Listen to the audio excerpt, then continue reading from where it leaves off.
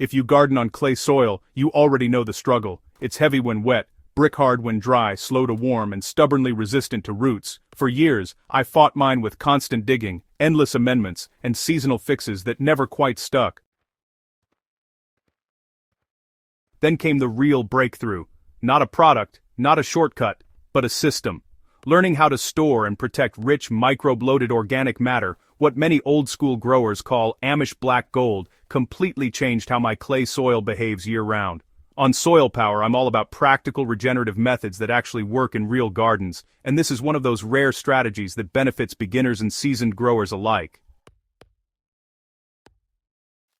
This isn't about dumping compost once and hoping for the best. It's about banking fertility, protecting biology, and feeding clay soil slowly and consistently so it transforms from the inside out. When people hear Amish black gold, they often imagine piles of perfectly aged manure or jet black compost, but the real value isn't just the color, it's the life inside. Properly aged animal manures, composted bedding leaf mold blends, and microbe-rich organic matter all fall under this idea. These materials are stable, biologically active, and slow-releasing. That slow release is exactly what clay soil needs. Clay particles are tiny and tightly packed. They already hold nutrients well, sometimes a bit too well, locking them up in forms plants just can't access. When you introduce biologically active organic matter, microbes become the middlemen. They unlock minerals, improve aggregation, and create air spaces that roots can finally explore. But here's the catch. If you don't store this black gold correctly, you lose half its power before it ever hits the soil.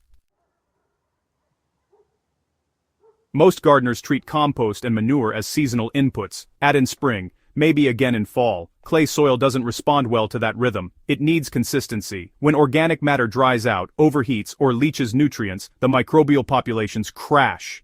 In clay soil systems, that means every application feels like starting over. By storing your black gold properly, you're preserving microbes, stabilizing nutrients, and creating a living amendment that can be used anytime, before planting, mid-season, or even lightly during dormancy. This turns soil building from a once-a-year chore into a continuous low-effort system.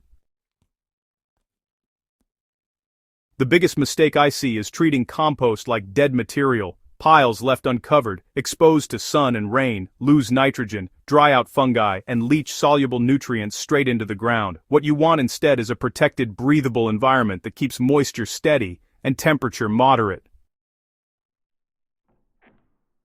In my own setup, storage always happens in shaded areas. Direct sun is the enemy of microbial life. Moisture is kept consistent, not soggy, not bone dry. Think wrung-out sponge. This moisture level allows bacteria and fungi to stay active without going anaerobic. Covering the pile with breathable materials like old sacks, straw, or cardboard helps regulate temperature while still allowing gas exchange.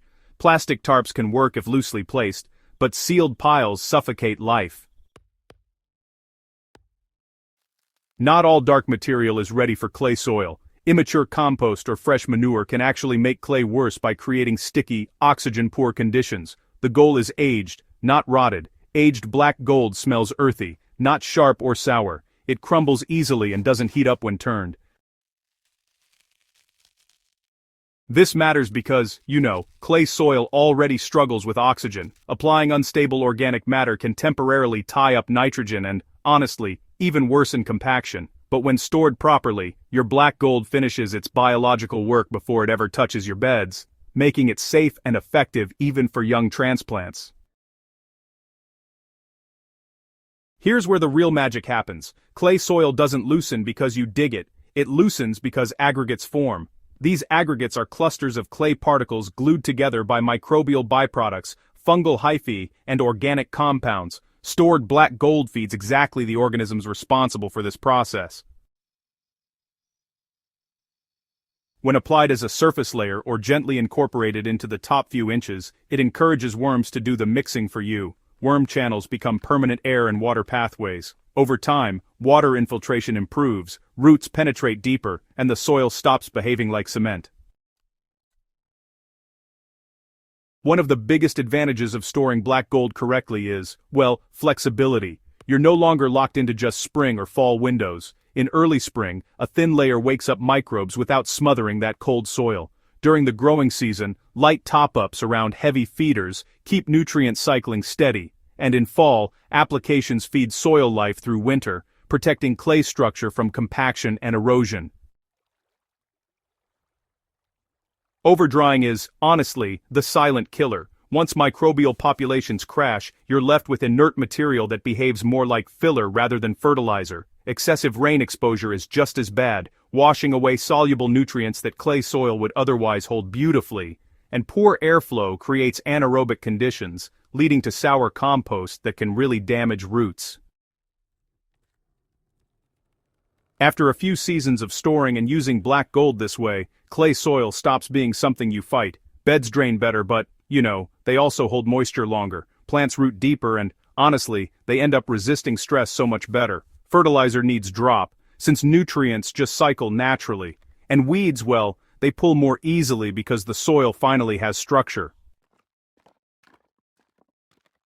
On Soilpower, everything comes back to biology, observation, and respect for natural processes. Storing Amish black gold isn't flashy, but it's honestly powerful. It works in small gardens, raised beds, and larger plots alike. It scales up or down without expensive inputs.